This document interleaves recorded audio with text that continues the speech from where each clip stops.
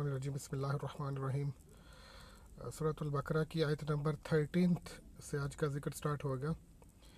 ये आप लोगों को बात अपने जहन में क्लियर कर लेनी चाहिए कि मुनाफिकीन अपने आप को दुनिया का ज़हीन तरीन इंसान समझते हैं। जब भी उनको हदायत की बात की जाती है, उनसे जब भी उनको हदायत की तरफ दावत दी जाती है, तो वो ये समझते हैं कि वो तो दुनिया के ज़हीन तरीन इंसान है और ये दावत देने वाला उनको कोई बेवकूफ़ सा एक ऐसा इंसान लगता है जो जिसको अपने दुनियावी फ़ायदे की, इमीडिएट फ़ायदे की भी कोई कदर नहीं है। वो अपना काम धंधा छोड़ के लोगों को हिदायत की तरफ बुला रहा है। वो अपना दुनियावी ज़ाहरी नुकसान करके लोगों के ऊपर टाइम स्पेंड कर रहा है, लोगों के ऊपर मेहनत कर रहा है, लोगों के ऊपर पैसा लगा रहा है, लोगों को किसी तरीके से अल्लाह के रास्ते की तरफ प्यार और मोहब्बत से, तरगीब और लालच से और डरावे से, किसी भी तरीके से वो सोच जतन करता है कि जो अल्लाह की महलूक है वो अल्लाह की तरफ लौट आए।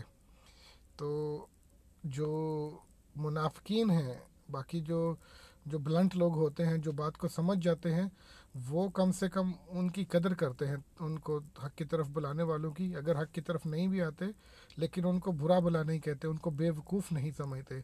लेकिन मुनाफिकीन की निशानी ये है कि जब भी उनको हिदायत की तरफ बुलाया जाता है तो हिदायत की तरफ बुलाने वाला इंसान उनको बहुत ही बेवकूफ़ और जो है ना फालतू सा आदमी लगता है।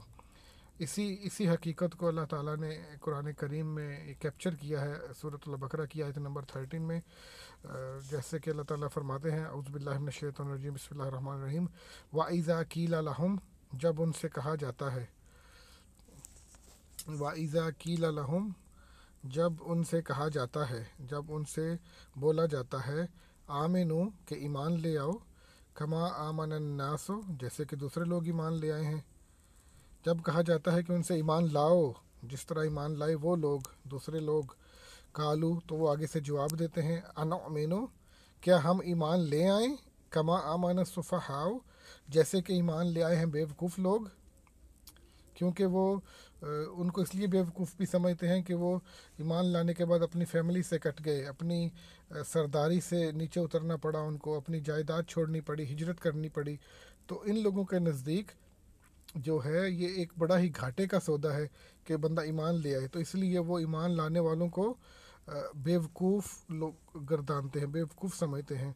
और वो आगे से पूछते हैं कि क्या हम उन लोगों की तरह ईमान ले आएँ जिस तरह ये बेवकूफ़ किस्म के लोग ईमान लेके आ गए हैं।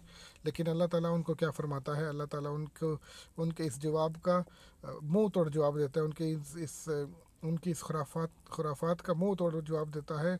अला, खबरदार हो जाओ, जान लो, बेशक इन्नहुम हुमुस्सुफहाओ, बेशक वो खुद बेवकूफ़ हैं, वलाकिन ला यालमून, लेकिन वो इस हकीकत को जानते नहीं हैं। मुनाफिकीन के बारे में जब भी बात होगी तो अल्लाह ताला इस चीज़ का इजाफ़ा फरमाएंगे कि वो इस बात को जानते नहीं, उन्हें इस बात का शाऊर नहीं, इसलिए वो ऐसी बात कर रहे हैं।